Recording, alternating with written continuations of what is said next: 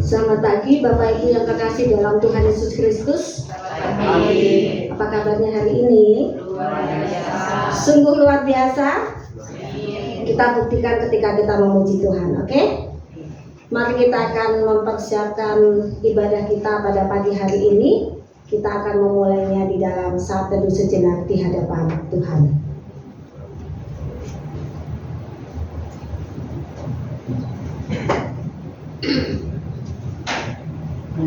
Saat teduh kita selesai, mari Bapak Ibu sekalian, jemaat sekalian, kita akan bersama-sama bangkit berdiri. Kita akan nyanyikan pujian Bila Bukan Kasih Tuhanku.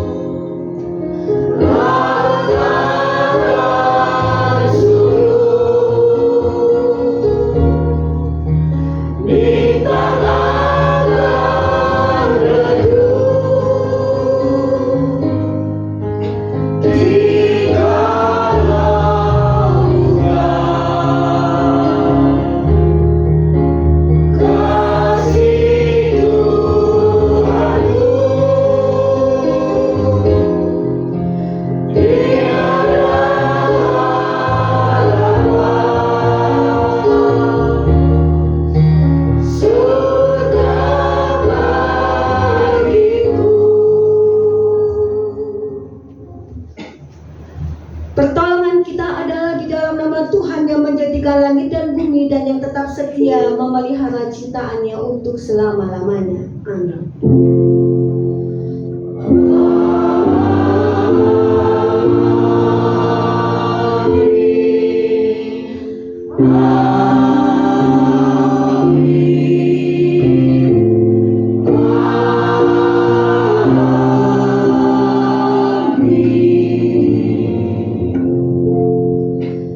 Kasih karunia dan damai sejahtera dari Allah Bapa dan Tuhan kita Yesus Kristus akan menyertai saudara sekalian. Tuhan Yesus besertamu. Silakan Bapak Ibu untuk kembali duduk. Kita akan membacakan pembuka pada pagi hari ini diambil di dalam kitab Kisah Para Rasul 9 ayat yang ke-15. Kisah Rasul 9 ayat yang ke-15 demikianlah bunyinya. Tetapi firman Tuhan kepadanya, pergilah, sebab orang itu adalah alat pilihan bagiku untuk memberitakan namaku kepada bangsa-bangsa lain serta raja-raja dan orang-orang Israel.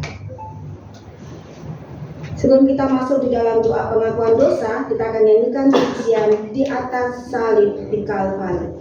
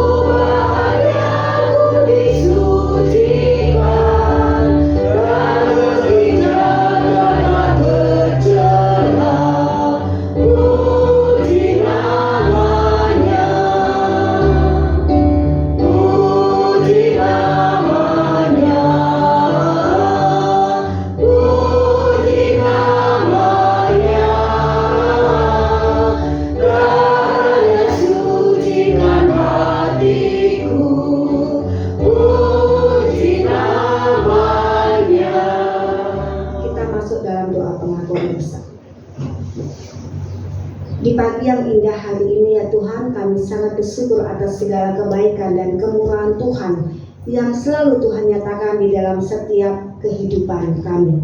Setiap langkah perjalanan hidup kami yang sudah kami lalui, kami sangat menyadari bahwa Engkau adalah Allah Immanuel yang selalu menyertai kami. Tetapi di dalam penyertaan-Mu ya Tuhan, seringkali kami melalaikan akan perintah dan ajaran Tuhan. Seringkali kami mengecewakan akan hati Tuhan karena perbuatan dan kelakuan kami, perkataan dan juga pikiran kami yang Engkau tidak berkenan. Ampunilah kami ya Tuhan, Kuduskan dan sucikanlah agar segenap hidup kami, jiwa dan roh serta tubuh kami, sehingga kami boleh dilayakkan oleh Tuhan untuk memasuki ibadah pada hari ini. Bahkan kami boleh memuji nama Tuhan, mendengarkan firman Tuhan, dan melakukan pelayanan di dalam anugerah Tuhan, karena adanya pengampunan yang Engkau berikan kepada kami, pengampunan yang kami harapkan daripada Tuhan, yang dimana di dalamnya kami sudah melakukan kesalahan besar terhadap Tuhan dan juga sesama kami, bahkan juga diri kami sendiri. Kuduskan dan sucikan sekali lagi akan hidup kami ya Tuhan, dan berkatilah ibadah pada pagi hari ini. Di dalam nama Tuhan Yesus Allah Sang Pengampun kami berdoa. Amin. Mari Bapak Ibu sekalian, kita balik berdiri. Kita akan mendengarkan berita anugerah di dalam ibadah hari ini yang diambil di dalam kitab Yesaya 63 ayat 7 sampai dengan ayat yang ke-9. Kita akan baca bersama-sama ya. 2, 3. Aku hendak menyebut-nyebut perbuatan kasih setia Tuhan, perbuatan Tuhan yang masyhur sesuai dengan segala yang dilakukan Tuhan kepada kita dan kepada kebajikan yang besar. Kepada kaum Israel yang dilakukannya kepada mereka sesuai dengan kasih sayangnya dan sesuai dengan kasih setia yang besar. Bukankah ia berfirman, sungguh mereka umatku, anak-anak yang tidak akan berjalan benar, maka ia akan menjadi juru selamat mereka. Di dalam kesesatan mereka bukan seorang duka atau utusan, melainkan dia sendiri yang menyembuhkan mereka. Dialah yang menebus mereka di dalam kasih-Nya dan kepada belas kasihan-Nya. Ia mengangkat dan menggendong mereka selama zaman dahulu kala. Demikianlah berita anugerah dari Tuhan. Salam damai kepada Bapak Ibu Saudara sekalian, Tuhan memberkati. Mari kita akan nyanyikan satu pujian, Bunga Bakung yang di Lembah. Kita akan nyanyikan dengan tepuk tangan Bapak Ibu ya. Kita nyanyikan dengan sukacita sebagai janji kita tadi bahwa kita akan menyanyi dengan sukacita ya.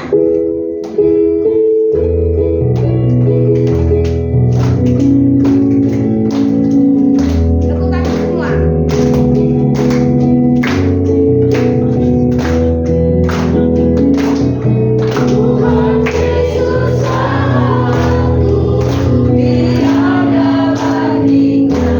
Hanya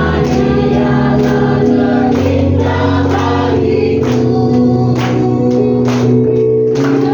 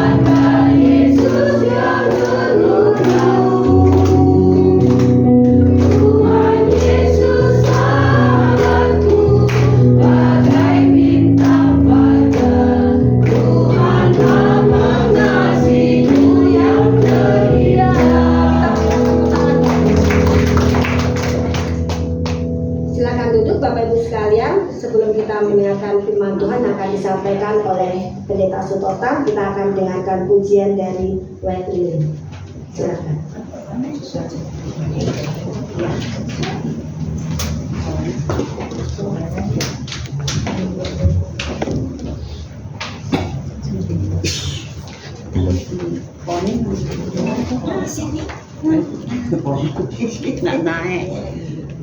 naik ada bagi separuh di atas.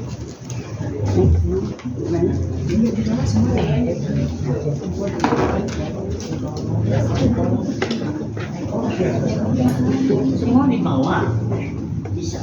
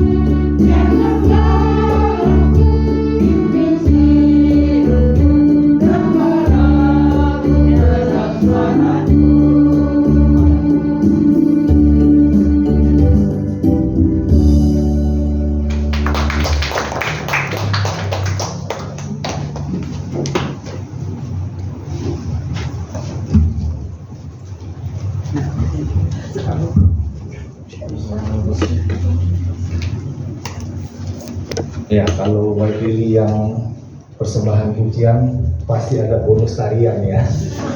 Di Tuhan. Kita akan persiapkan hati kita untuk mendengar firman Tuhan. Kita akan berdoa. Bapa Surgawi, kami menaikkan segala puji syukur kami pada ibadah yang kami ikuti pada hari ini. Kami mendapat anugerah untuk bisa mendengar kembali pemberitaan firman-Mu. Engkau berbicaralah pada kami Bapa, kami telah siap untuk mendengarkannya. Di dalam nama Tuhan Yesus kami berdoa dan mengucap syukur. Amin. Mari kita akan buka bersama-sama Alkitab kita dari Injil Matius pasal yang ketiga. Injil Matius pasal yang ketiga ayat 13 sampai ayat yang ke-17. Injil Matius pasal 3 ayat 13 sampai ayat yang ke-17. Saya akan membacakan nas firman Tuhan ini untuk kita mendengarkannya bersama-sama. Judul dari perikop ini, Yesus dibaptis Yohanes. Maka datanglah Yesus dari Galilea ke Yordan kepada Yohanes untuk dibaptis olehnya. Tetapi Yohanes mencegah dia, katanya, "Akulah yang perlu dibaptis olehmu, dan engkau yang datang kepadaku." Lalu Yesus menjawab, katanya kepadanya, "Biarlah hal itu terjadi, karena demikianlah sepatutnya kita menggenapkan seluruh kehendak Allah." Dan Yohanes pun menurutinya. Sesudah dibaptis, Yesus segera keluar dari air, dan pada waktu itu juga langit terbuka dan ia melihat Roh Allah seperti burung merpati turun ke atasnya. Lalu terdengarlah suara dari sorga yang mengatakan, "Inilah anakku yang kukasihi, kepadanyalah aku berkenan." Demikianlah firman Tuhan. Berbahagialah setiap orang yang mendengar dan memelihara dalam hidupnya. Haleluya. Haleluya. Haleluya. Haleluya.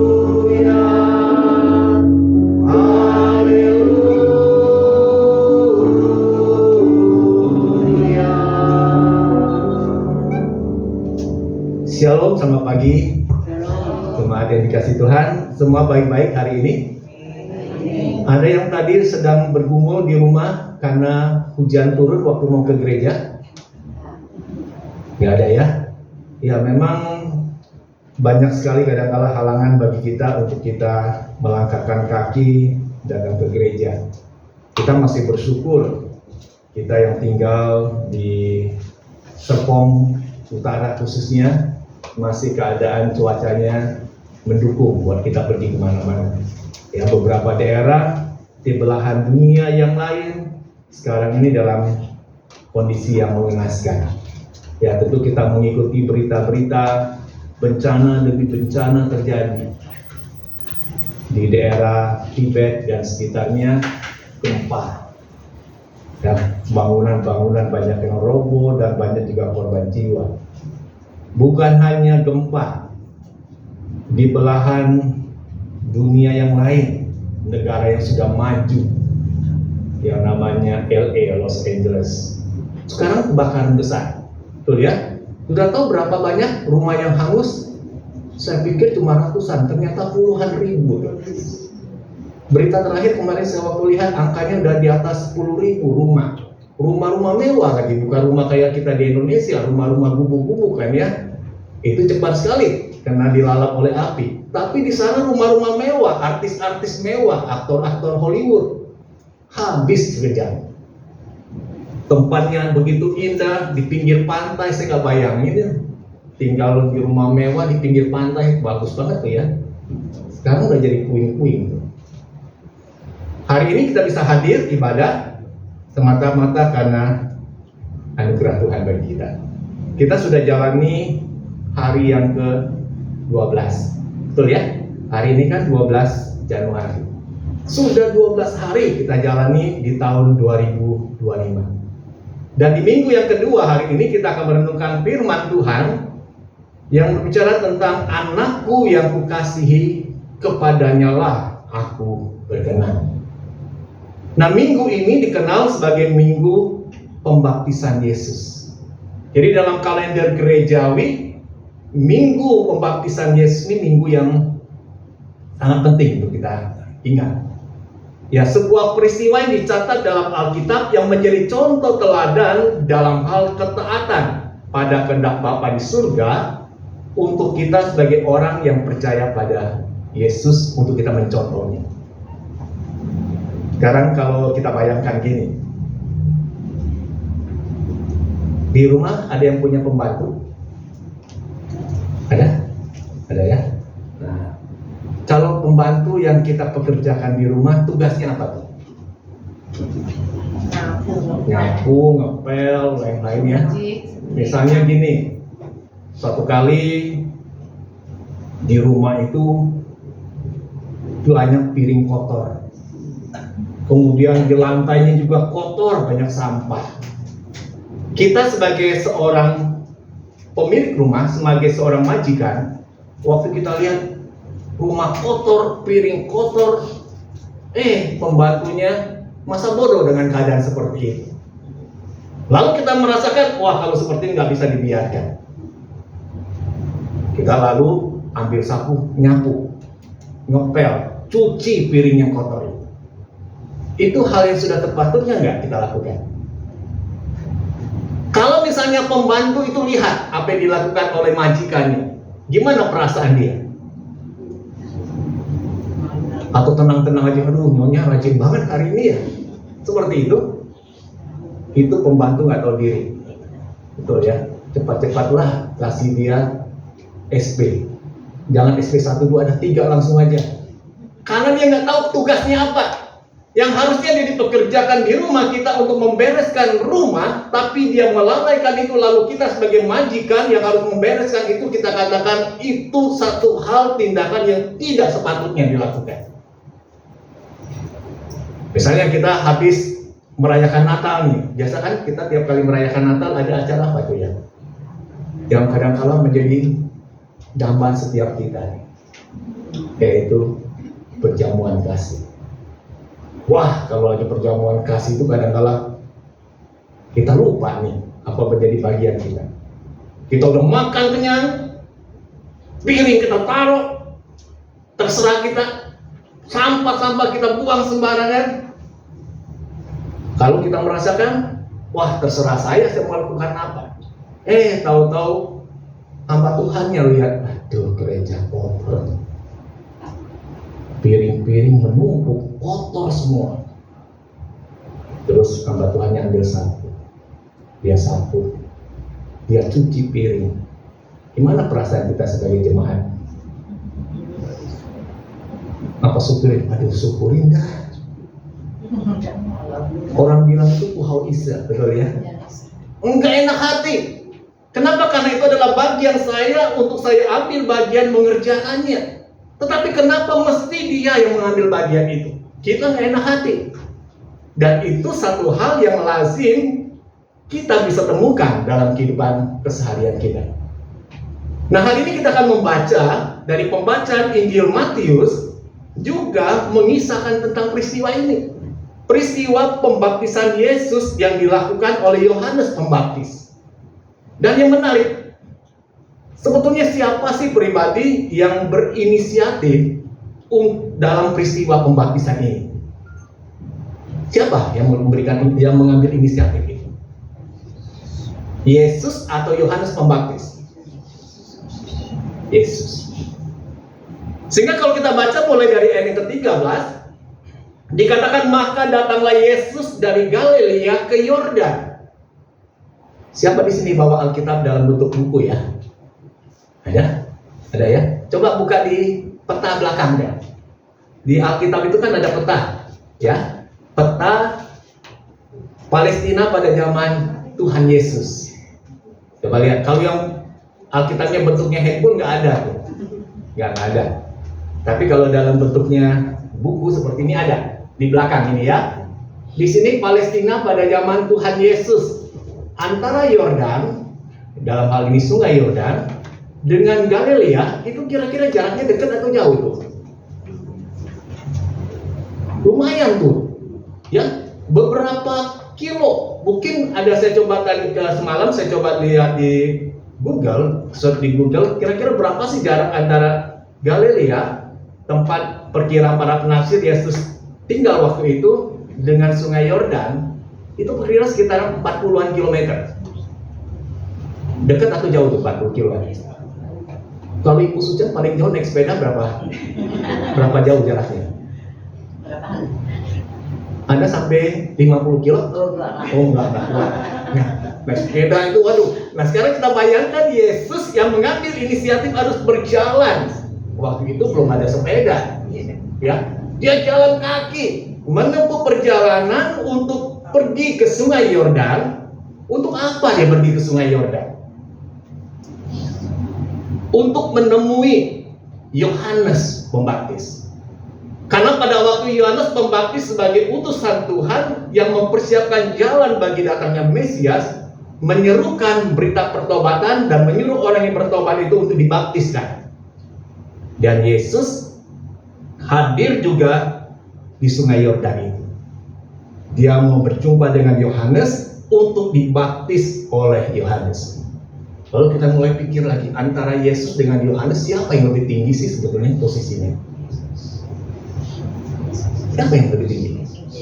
Sama ada ya kalau kita bicara tentang posisi kedudukan antara Prabowo dengan Pak Maman misalnya. Ya. Gimana? Kita bandingkan gitu ya, antara Prabowo dengan Pak Maman. Mana yang lebih tinggi secara jabatan? Wah, Prabowo jauh lebih tinggi. Ini sebuah fakta loh, ya. Berarti Pak Maman yang datang ke Prabowo atau Prabowo datang ke Pak Maman? Betul. Yang posisi jabatan lebih rendah dia harus datang ke yang lebih tinggi. Tapi dalam peristiwa baptisan Yesus terbalik. Justru yang lebih tinggi yang datang kepada yang lebih rendah posisinya. Dan ini bukan hanya sebuah basa-basi enggak, tetapi ini adalah dari pengakuan Yohanes sendiri tentang dirinya. Coba kita lihat ya, di ayat sebelumnya dari Injil Matius pasal yang ketiga, apa yang dikatakan oleh Yohanes tentang dirinya dibandingkan dengan Yesus. Kita lihat di ayat yang ke-11-nya, ayat sebelumnya.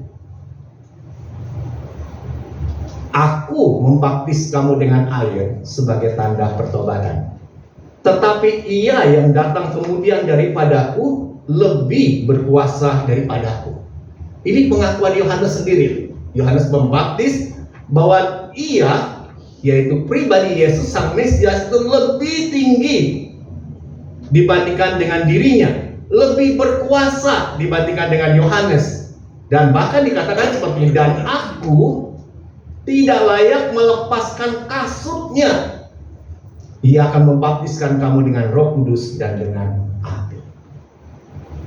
Untuk buka kasut itu artinya sepatu ya. Dia nggak layak. Pak Maman pernah buka sepatunya Pak Surya nggak? Pernah Pak? Nggak pernah ya? Nggak pernah, belum pernah. Tugas orang yang buka sepatu itu tugas siapa sih sebetulnya? Hamba. Yang paling rendah itu tugasnya itu. Dan Yohanes yang waktu itu sudah terkenal, udah dihormati banyak orang, dikagumi oleh banyak orang, dia katakan membuka tali kasut Yesus pun aku tidak layak. Dia tahu dirinya itu siapa.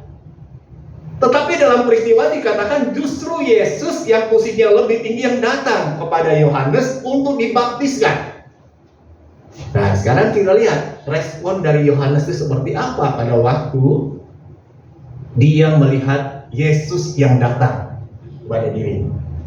Kita lihat di ayat 14. Bagaimana Yohanes meresponi atas kehadiran Yesus di depannya. Ayat 14, tetapi Yohanes mencegah dia, katanya.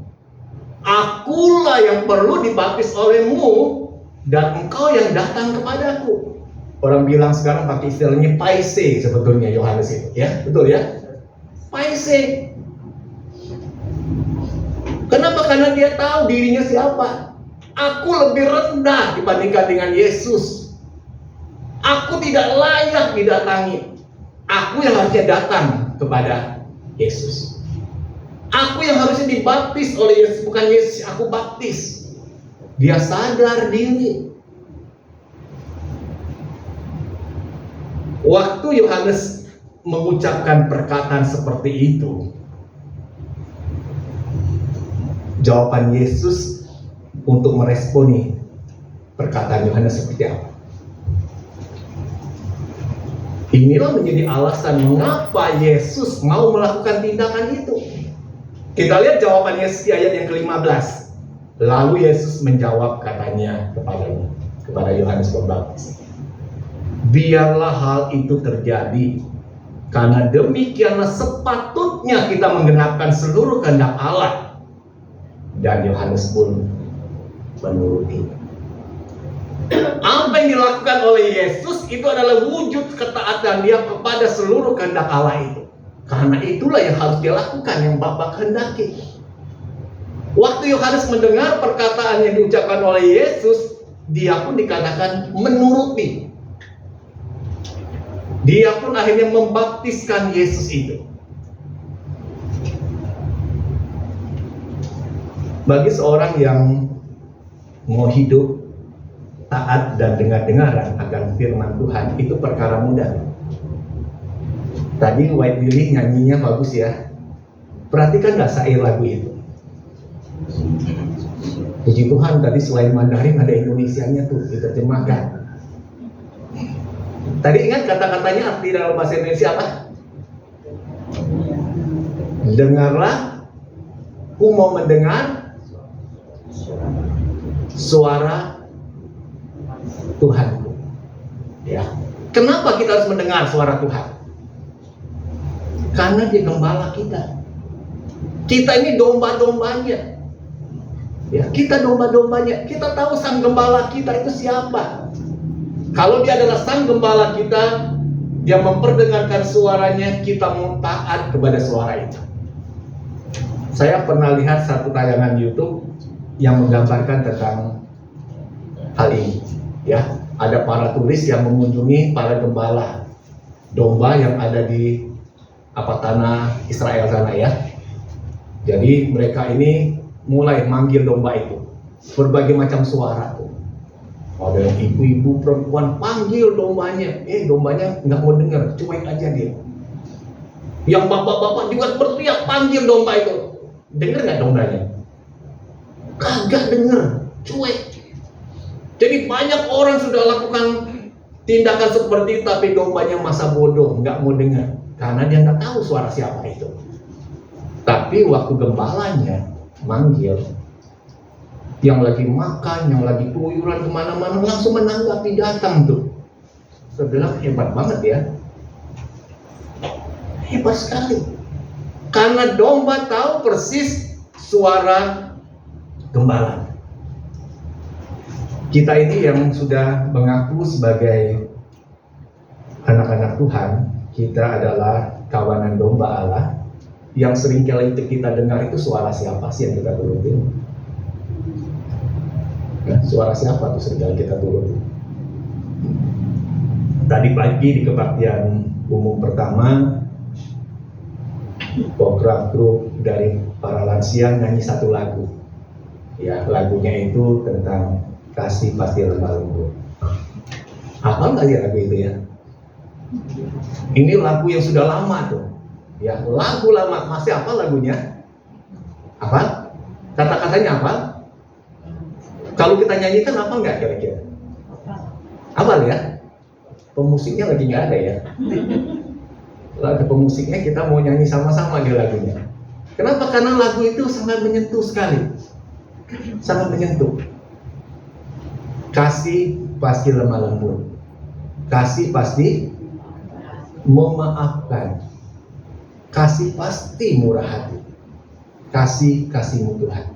Terus dalam refnya dikatakan ajarilah kami, ya, ajarilah kami.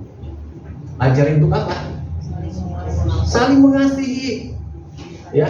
Ajarilah kami saling mengampuni. Jadi bisa lagu itu jadi. Kita nyanyi dulu ya satu lagu ya. Kasih pasti lemah lembut.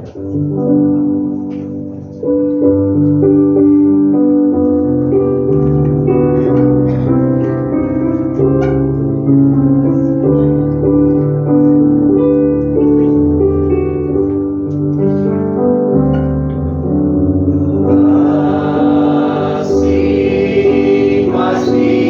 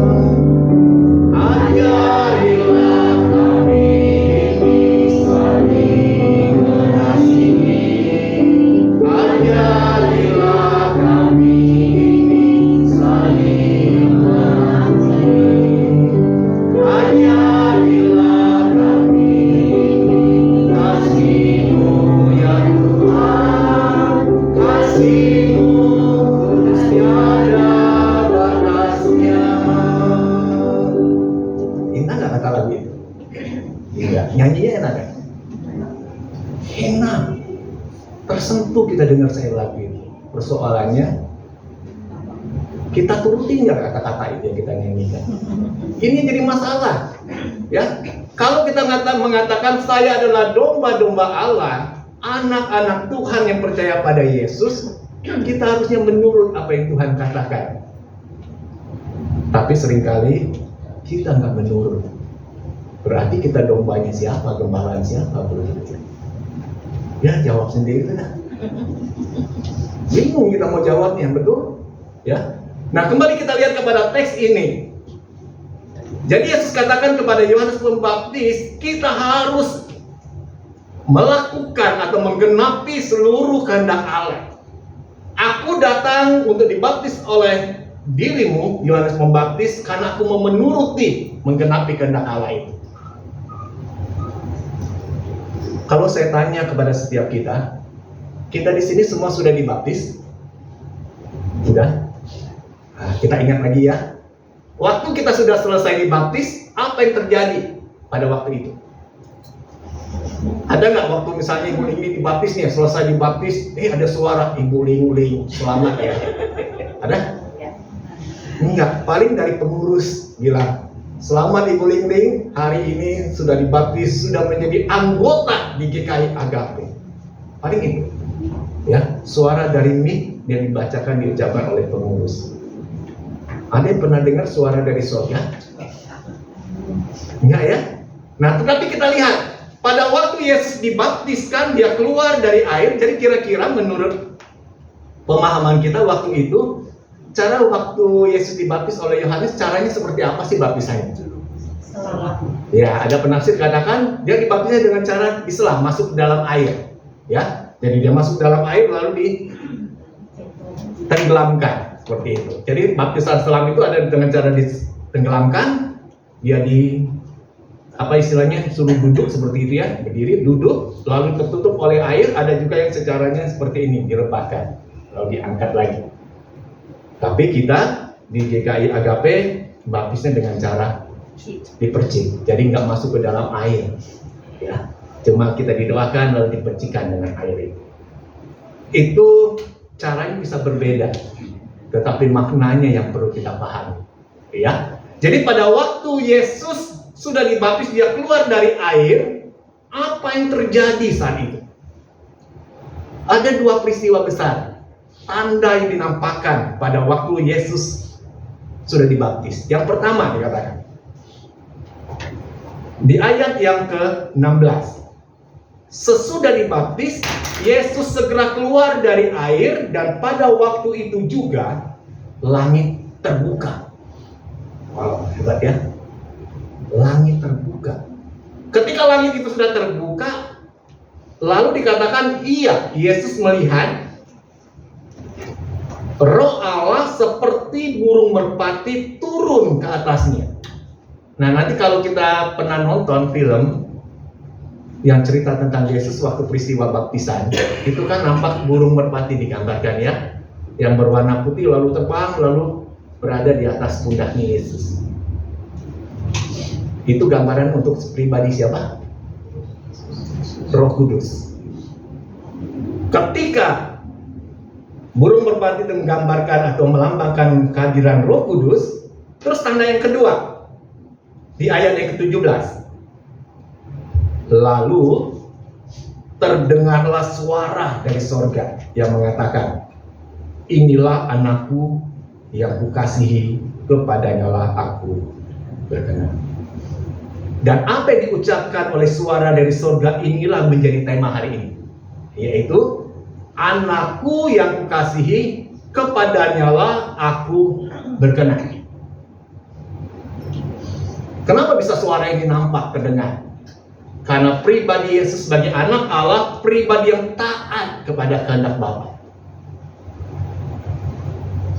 Dan peristiwa baptisan Yesus inilah menyatakan sebuah bukti bahwa pribadi Allah yang kita percaya di dalam Kristus Tuhan itu pribadi Allah Tritunggal. Ya, karena tiga pribadi ini dinampakkan. Yang pertama itu pribadi siapa? Yesus Kristus sendiri sebagai anak Allah, sebagai manusia yang datang pada waktu itu hadir di tengah-tengah dunia. Yang kedua, pribadi siapa?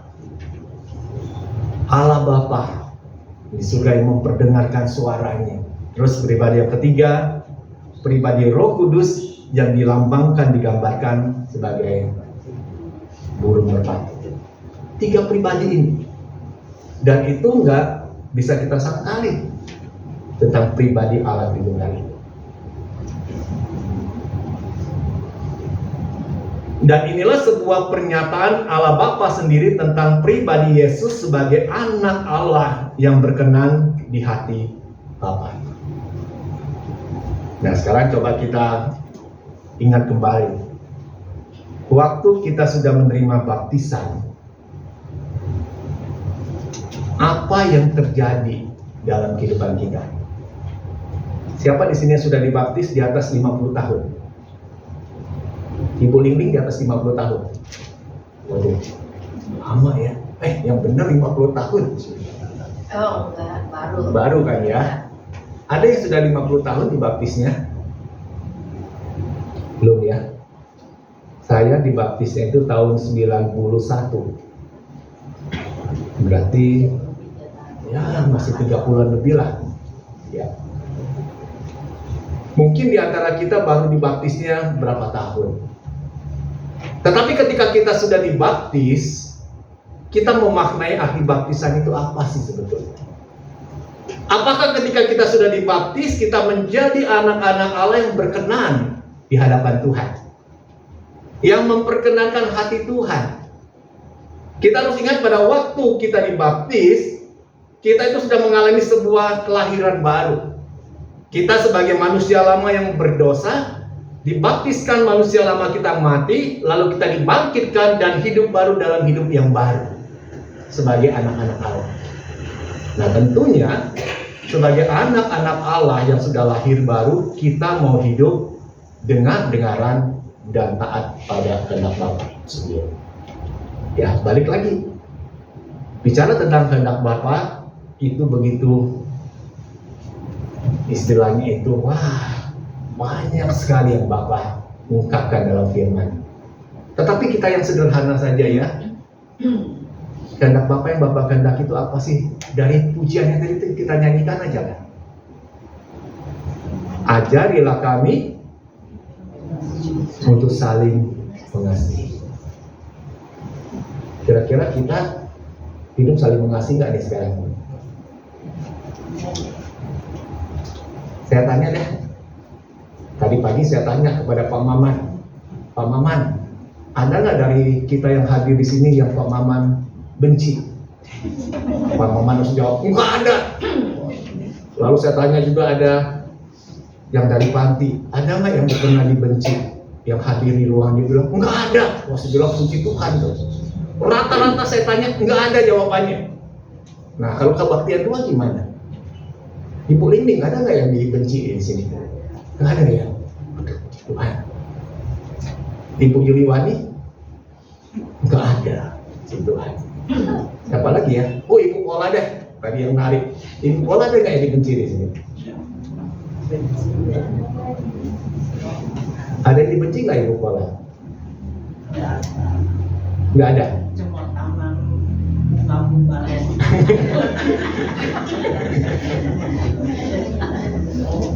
Kalau anak turun gimana nih? Ada nggak yang dibenci? Betram, ada yang dibenci nggak? Nggak ada, agak ada ya? Benar ya? Oke. Ibu Lisa ada? Nggak ada juga ya? Pak Surya? Ada Pak yang dibenci Pak di sini Pak? Kagak ada? Wah, kalau semua jawabannya tidak ada, senang sekali saya. Lega. Ya. Kenapa kalau kita nggak hidup dalam saling membenci seseorang, indah persekutuan kita. Nah, terus dikatakan dalam syair tadi, ajarilah kami untuk saling mengampuni. Kita dalam berinteraksi dengan sesama, jangan berharap ketemu seperti malaikat-malaikat surgawi. Enggak loh, ya. Kita masih ketemu sama manusia-manusia mantan pendosa, manusia-manusia yang mantan penjahat. Kalau udah ketemu ketemu model seperti ini gimana kira-kira dalam interaksi? Bisa nggak saling gesekan, benturan? Oh bisa. Saya pernah membayangkan kalau kita ketemunya sama manusia seperti malaikat Tuhan, wah enak banget nih. Ya. Tapi dalam praktek enggak. Itu dalam mimpi mungkin. Karena dalam praktik kita akan ketemu dengan pribadi-pribadi yang penuh dengan keunikan di dalamnya. Kita bisa berbenturan, bisa mengalami sakit hati. Tapi bagaimana kita untuk bisa mengampuni? Ya, bisa mengampuni. Kalau kita nggak bisa mengampuni, itu ibaratnya itu kita hidup di dalam dendam. Beberapa puluh tahun yang lalu ya ada satu lagu yang populer waktu itu, lagu Madu dan Racun. Yang betul ya? Madu di tangan mana? Kananmu. Terus racun di tangan kirimu. Kalau disodorkan kepada kita, mau yang kanan atau kiri? Siapa di sini maunya minum racun aja dah? Ada yang mau?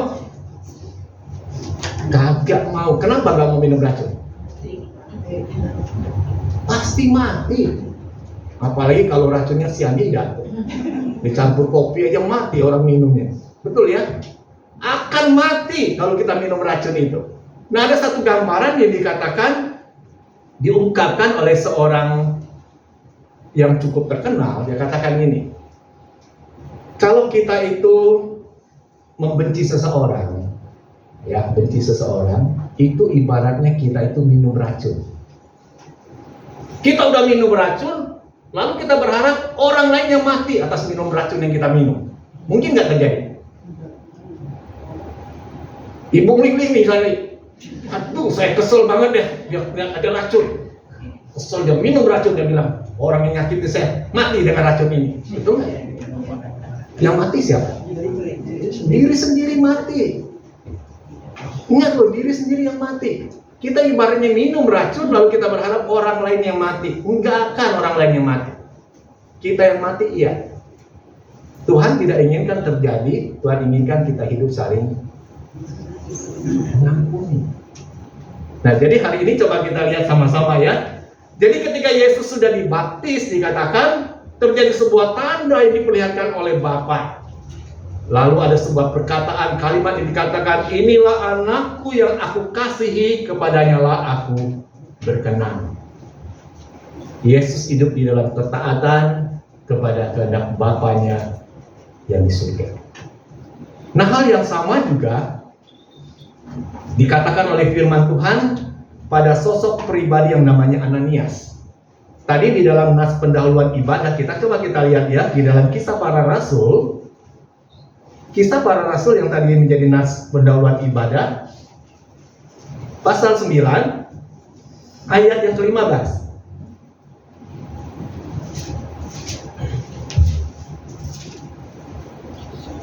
Sebelum ayat yang ke-15, kita lihat di ayat yang ke-14 dulu.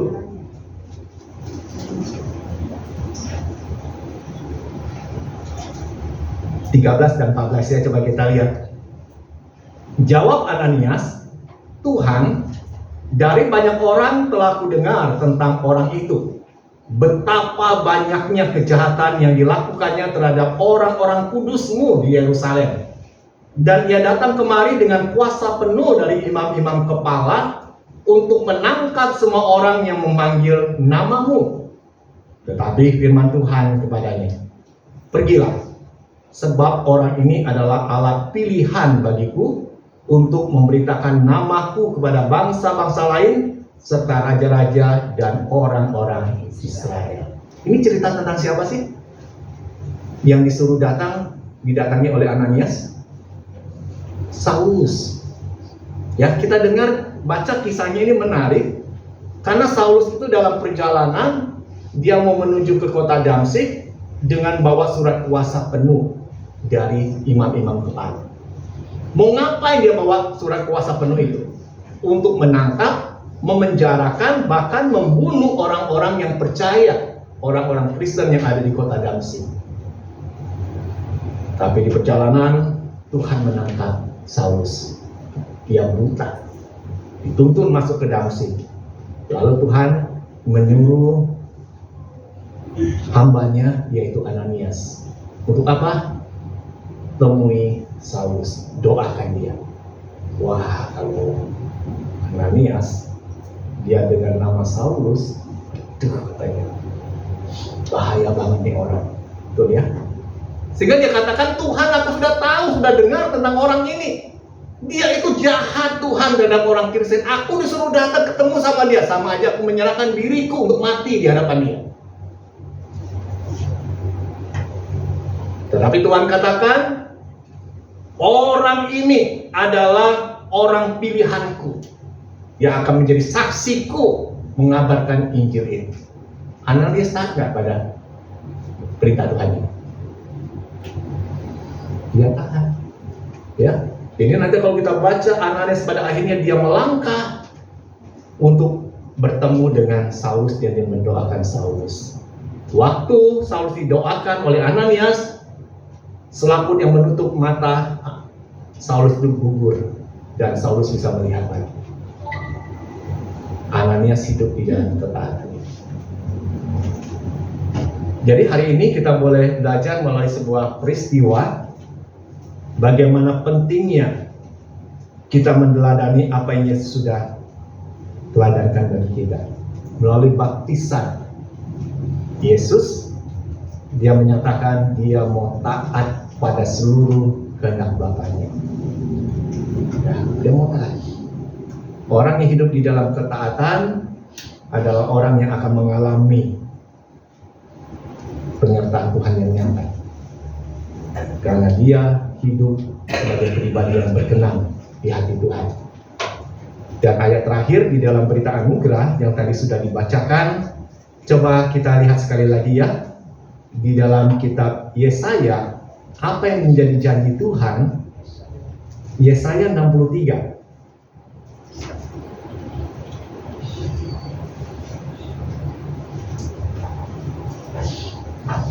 Khususnya di ayat yang ke-9.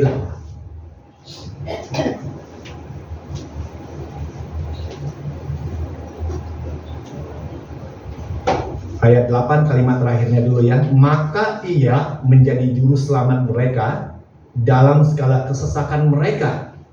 Bukan seorang duta atau utusan, melainkan ia sendirilah yang menyelamatkan mereka.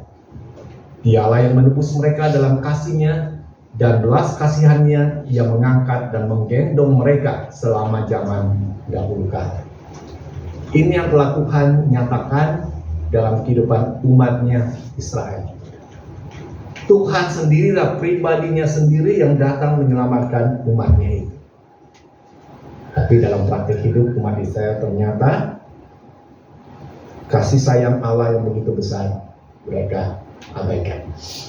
Bukan hidup dalam ketaatan, tapi justru dalam pemberontakan. Bagaimana dengan kita? Ya, kita kan baru 12 hari nih jalani hari di tahun yang baru 2025. Masih berlanjut ke depan. Berapa lama lagi? Kita nggak tahu. Ya, kita sekarang lagi dibayang-bayangi dengan kondisi alam yang nggak menentu. Ya, kita nggak tahu ke depannya seperti apa. Tetapi kalau kita sebagai pribadi yang sudah diselamatkan dalam Yesus, kita sudah menerima baptisan itu sendiri, kita sudah hidup dalam kehidupan yang baru, hiduplah dalam ketaatan pada kehendak Tuhan. Hiduplah sebagai pribadi anak Tuhan yang mau memperkenankan hati Tuhan. Maka kita menyerahkan perjalanan hidup kita ke depan. Ya, apa yang akan kita alami? Ada siapa yang menyertai? Tuhan. Tuhan Yesus akan sertai kita, melindungi dan menjaga kita. Amin. Firman Tuhan, kita mau ambil waktu teduh, kita mau memasuki doa syafaat kita.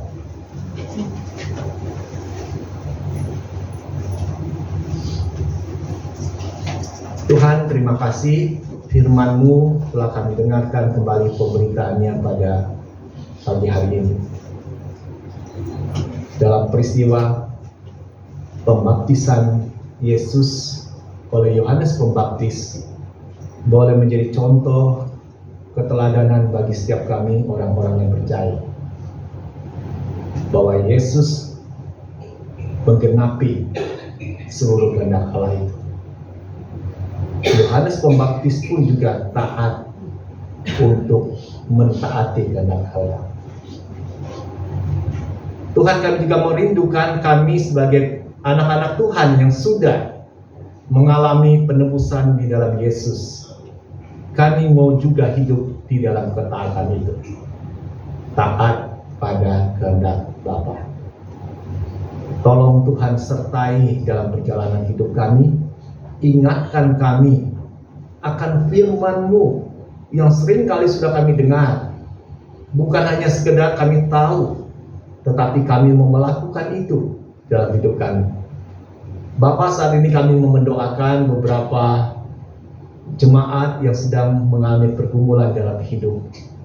Tolong apapun kondisi-kondisi yang sulit yang sedang mereka hadapi, baik kelemahan tubuh fisik, penyakit yang sedang mereka derita, biarlah Engkau Allah yang berkuasa, Allah yang sanggup untuk menyatakan mujizat-Mu yang besar itu. Menyatakanlah bagi setiap kami, sehingga kami boleh mengalami kesembuhan itu sendiri. Tuhan, tolong juga dalam hidup kami berkeluarga, dalam kami mendampingi anak-anak kami, dalam kami membesarkan mereka. Tuhan, tolong kami, berikan kami hikmat dalam kami bersikap ataupun berkata-kata, sehingga anak itu boleh dibimbing di dalam terang akan firman-Mu. Kau juga akan tolong kami Tuhan di dalam kami menghadapi kesulitan demi kesulitan di dalam ekonomi, keluarga, di dalam pekerjaan yang kami lakukan. Engkau Allah sumber segala berkat dalam hidup kami. Engkau juga yang akan cukupkan apa yang menjadi kebutuhan kami itu. Kami serahkan dalam hidup kami berjemaat. Biarlah kami boleh hidup di dalam kehidupan yang mau taat pada firman, mempraktekkan apa yang kami telah dengar dari pengajaran firman. Hidup dalam kehidupan saling mengasihi, hidup dalam kehidupan saling mengampuni, hidup di dalam kehidupan saling menyatakan kemurahan hati itu. Tuhan, kami serahkan juga kondisi yang harus kami hadapi di depan. Dengan perubahan cuaca yang sekarang dibayang-bayangi oleh berbagai macam bencana alam, yang menurut prediksi banyak ahli akan terjadi di depan. Biarlah kiranya Tuhan tolong kami, lindungi kami, dan Tuhan jaga kami, sehingga kami boleh terhindar dari segala mara bahaya ini. Terima kasih Bapa. Ini doa syafaat kami yang pada saat ini kami telah sampaikan di hadapan Engkau, dan kami akan menyempurnakan syafaat ini dengan doa yang Yesus sudah ajarkan bagi kami. Bapa kami yang ada di surga, dikuduskanlah nama-Mu, datanglah kerajaan-Mu, jadilah kehendak-Mu di bumi seperti di surga. Berikanlah kami pada hari ini makanan kami secukupnya, dan ampunilah kami akan kesalahan kami, seperti kami juga mengampuni orang yang bersalah pada kami. Dan janganlah membawa kami ke dalam pencobaan, tetapi lepaskanlah kami daripada yang jahat, karena Engkaulah yang mempunyai kerajaan dan kuasa dan kemuliaan sampai selama-lamanya. Amin.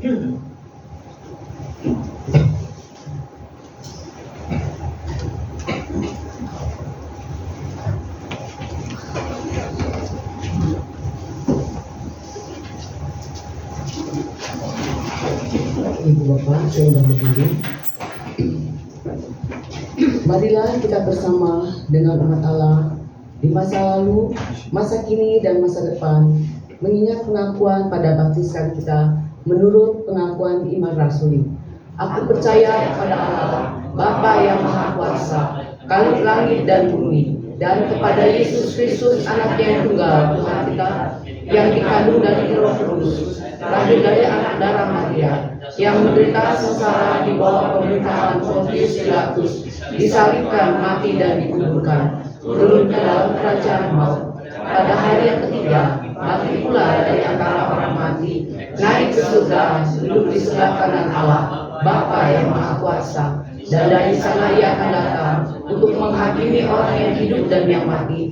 Aku percaya kepada Roh Kudus, gereja yang kudus dan am, persekutuan orang kudus, pengampunan dosa, kebangkitan orang mati, dan hidup yang kekal. Amin. Silakan duduk.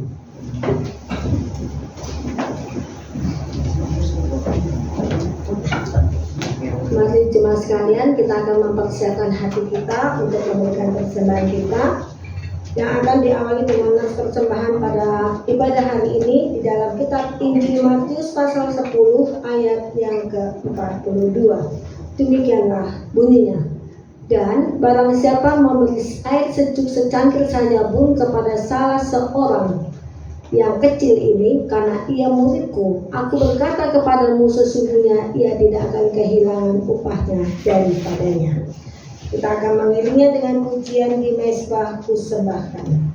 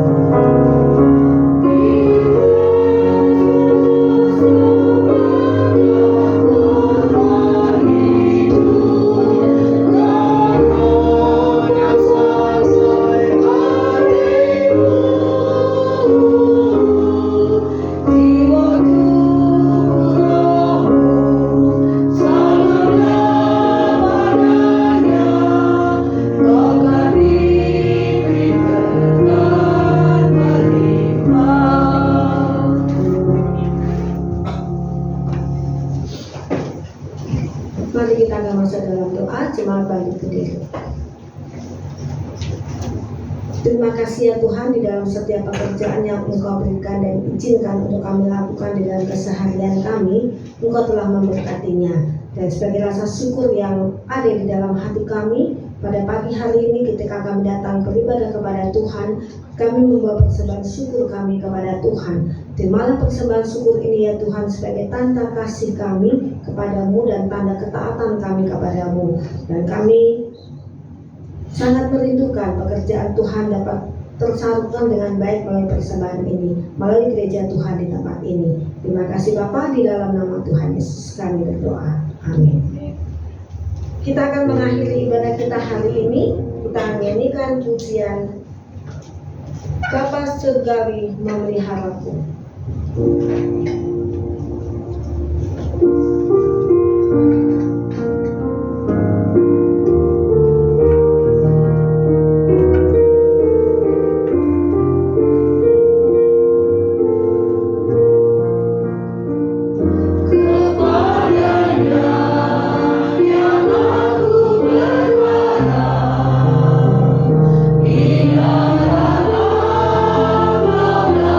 Yang gelap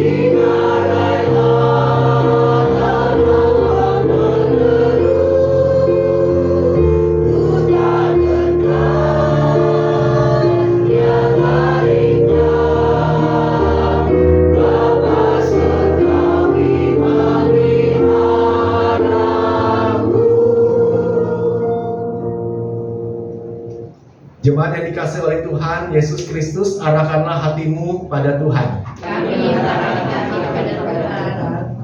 Jadilah saksi Kristus, Syukur pada Allah. terpujilah Tuhan, Kini dan selamanya. dan terimalah berkat Tuhan. Tuhan memberkati engkau dan melindungi engkau. Tuhan menyinari engkau dengan wajah-Nya dan memberi engkau kasih karunia.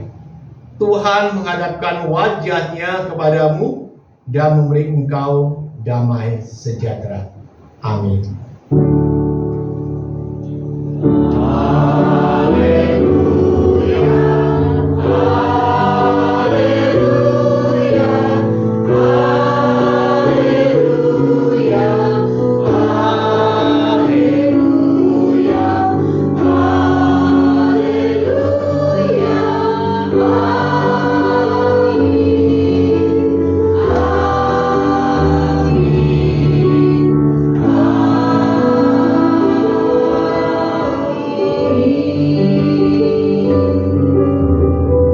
Silakan duduk, ibadah kita selesai. Tuhan Yesus memberkati.